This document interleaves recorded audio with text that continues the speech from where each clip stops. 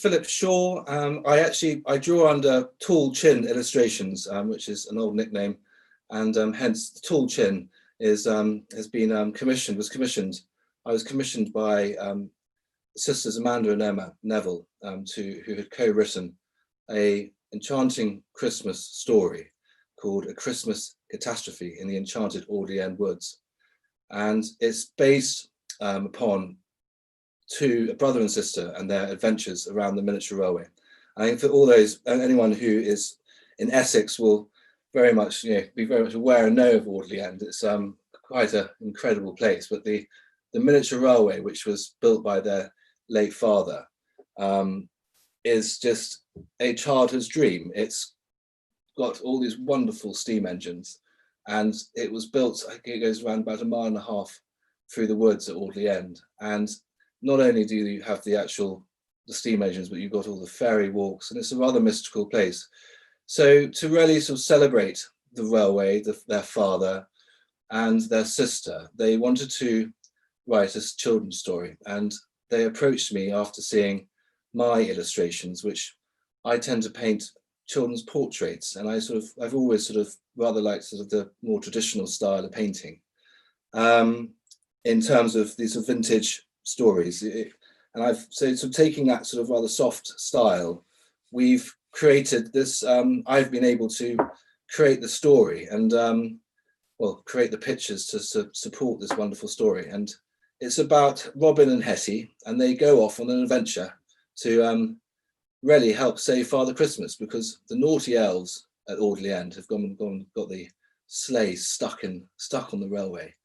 And Robin and Hetty get on the train, and they go chanting off into the woods. And there's the fairy there and all the animals, and it's so it's really letting that imagination go wild. And so not only as an illustrator, but also as a father reading stories to your children, it's been lovely to sort of let my imagination go wild as well.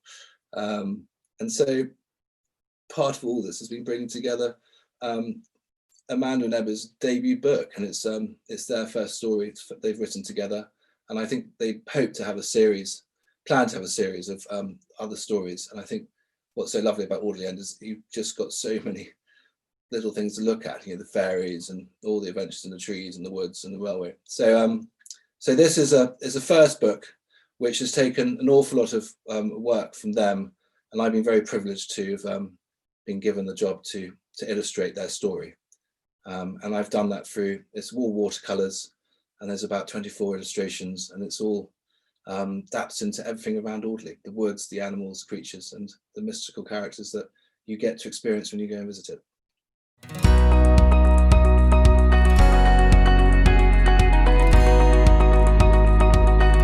Well, A Christmas Catastrophe is on sale at Audley End, and you can buy it online through them directly. That's about, I think. But they've had, because of COVID, they were not able to open on time, but they've now have, and I know that they are completely sold out, which is brilliant. And I think from this part, the reason for this book is it is a great way to help market and highlight Audley End. There's not just actually marketing it to people in Essex. I'm a Wiltshire-based artist, and what's so lovely is actually from promoting and selling this book, and from my side of things, you've actually got people who are hearing about Audley End for the first time. You've also had people going, gosh, I remember going to Audley End when I was a child, and it's sort of resonating an awful lot of things.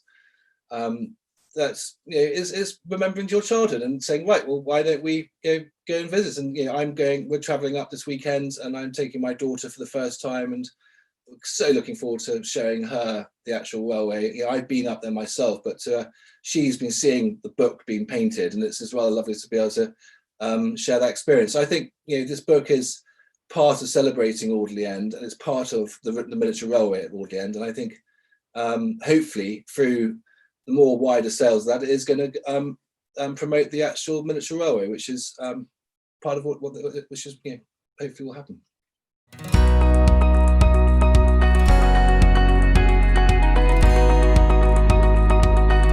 Giving it a go. I think the most important thing about it's how I started was from doodling and just spending probably too much time staring out the window, and but just not, don't be, just pick up a pencil. I think it's the most, it's one of those things, once you start doing it, and it's just picking something to draw, or your imagination, and just, I think that's the joy of being an illustrator, is that you can just take a story, and so you're allowing to then bring your imagination, and you don't stop looking at people. You know, I constantly, my life, you go around every day, there's always something to look at, there's always something to be inspired by. And I think for anyone who's wanting to become a writer, or anyone who's wanting to be an illustrator, is just, you know, write about what you see, draw what you see, and just keep practicing, because every single time you'll do one drawing of an owl and it will look terrible, and then, you know, then you do another one, and you do another one, and you realize that actually, you know, the more you look, the more you understand about something, and you can then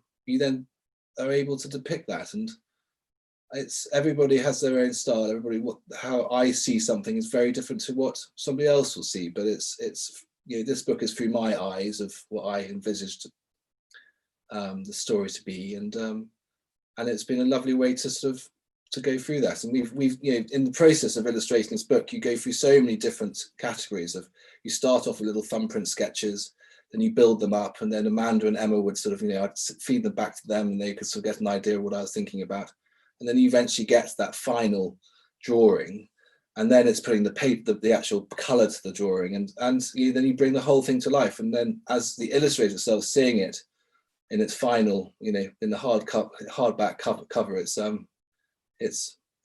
amazing. But it's, as anyone starting off, just don't be frightened, give it a go. That's all my only advice.